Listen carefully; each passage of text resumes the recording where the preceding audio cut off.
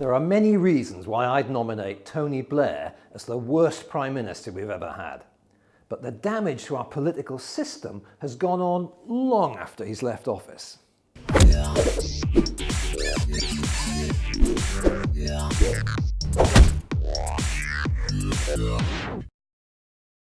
I'm grateful to Simon Cooper of the Financial Times for giving a name to the unsightly phenomenon of ex-leaders who sell their contact book to the highest bidder.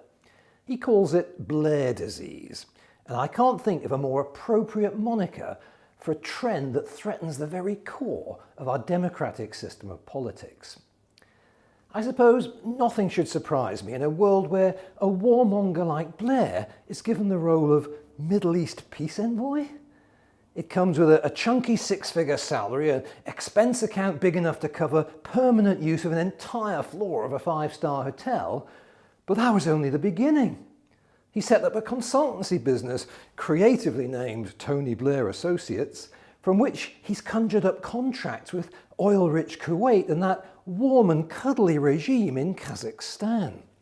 For some reason, he's in demand as an advisor to American investment bank JP Morgan Chase, who pay him a cool $2.5 million a year, and the huge Swiss insurer Zurich, from whom he trousers another $1 million a year. According to This Is Money, he may have banked as much as 80 million quid since leaving office. That puts him on a par with former US President Bill Clinton.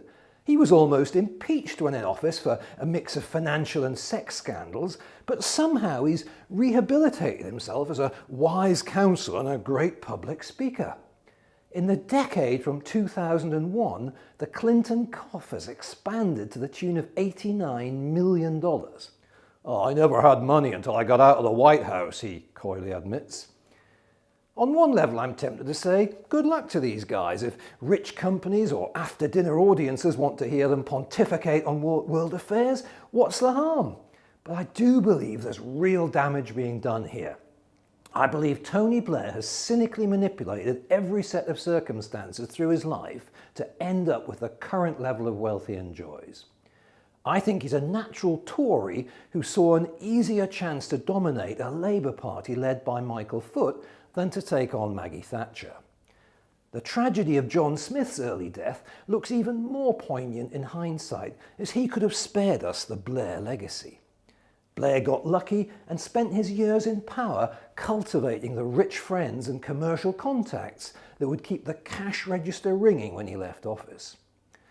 The lure of these riches is attracting a new kind of cynical career politician. They get to the top early enough in life to leave it all behind in their 40s before cashing in big time. If we could find a way of preventing them from taking on paid political assignments after leaving office, maybe we could attract some more ethical people into politics. When you see ex-leaders cashing in, be very careful out there.